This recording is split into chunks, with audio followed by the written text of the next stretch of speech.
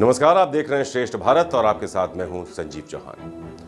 हल्द्वानी हिंसा में टाइमिंग की बात करते हैं जो कि बेहद अहम है। यूसीसी के उत्तराखंड में पास होने के 24 घंटे के भीतर ही हल्द्वानी में हिंसा शुरू हो गई। मामला अतिक्रमण हटाने का था। नैनीताल की डीएम के मुताबिक जिस जमीन पर निर्माण था वो सरकार की थी और उसी अतिक्रमण को हटाने का नोटिस पहले से अवैध ढांचे के मालिक को दे दिया गया था। तो तयशुदा वक्त के तहत हल्द्वानी नगर निगम और पुलिस की टीम मौके पर पहुंचे। जैसे ही उन्होंने अतिक्रमण को गिराना शुरू किया, उन पर पथराव शुरू हो गया। इसके बाद हिंसा बढ़ती गई और यह हिंसा हल्द्वानी के बनभूलपुरा थाने तक पहुंच गई और हिंसक भीड़ ने पूरे थाने को आग के हवाले कर दिया। थाने में मौजूद पुलिस वालों ने बड़ी मुश्किल से अपनी जान बचाई। अतिक्रमण हटाने गई पुलिस के साथ महिला पुलिसकर्मी भी गए थे। एक महिला पुलिसकर्मी ने बातचीत में बताया कि हिंसा से बचने के लिए उन्होंने एक जगह जाकर शरण ली। वहां पर दर्जन भर से ज्यादा लोगों की भीड़ पहुंच गई और उन्होंने उस जगह को आग लगाकर पुलिसकर्मियों को जिंदा जलाने की कोशिश की। बनभूलपुरा का मामला काफी पुराना है। यहाँ पर रेलवे के करीब 29 एकड़ जमीन है जिस पर अवैध कब्जा है। मामला सुप्रीम कोर्ट में है और इस पर सुनवाई चल रही है। रेलवे के मुताबिक इस जमीन पर 4,365 लोगों ने कब्जा कर रखा है, जबकि इस जमीन पर रहने वाले खुद को इसका मालिक भी बताते हैं।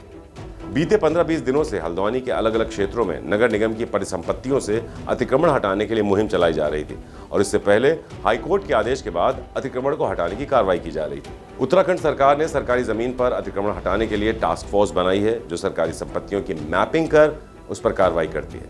हल्द्वानी उत्तराखंड का एक बड़ा शहर है और पहाड़ पर जाने के लिए जो रास्ता है वो हल्द्वानी से होकर ही जाता है।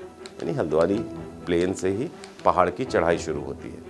ट्रैफिक ज्यादा और सड़कें छोटी होने से हल्द्वानी में जाम जैसी स्थिति बनी रहती है हमेशा। इसी वजह से अवैध अतिक्रमण हटाकर शहर के चौराहों को चौड़ा करने का काम भी चल रहा है।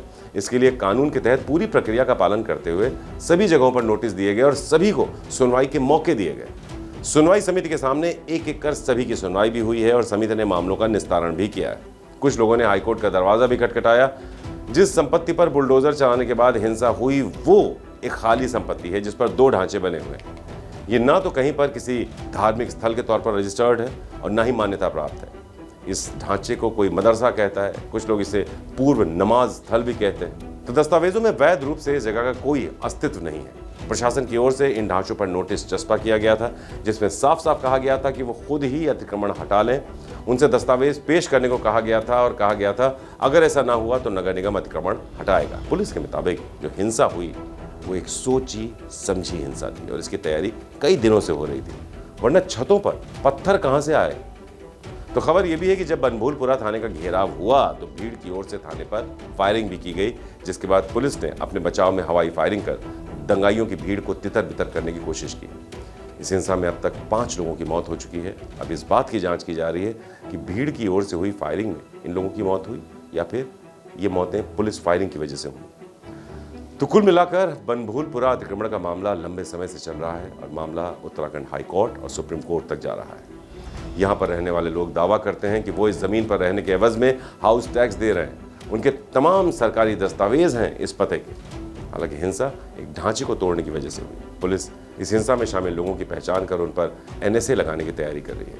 पुलिस आरोपियों की पहचान कर रही है और उसके बाद उन्हें गिरफ्तार कर जेल भेजा जाएगा और अगर NSA लगता है तो जमानत भी बड़ी मुश्किल से मिलती है। श्रेष्ठ भारत पर खबरों से जुड़े रहने के लिए चैनल को सब्सक्राइब करें, बेल आइकन दबाएं और देखते रहें श्रेष्ठ भारत।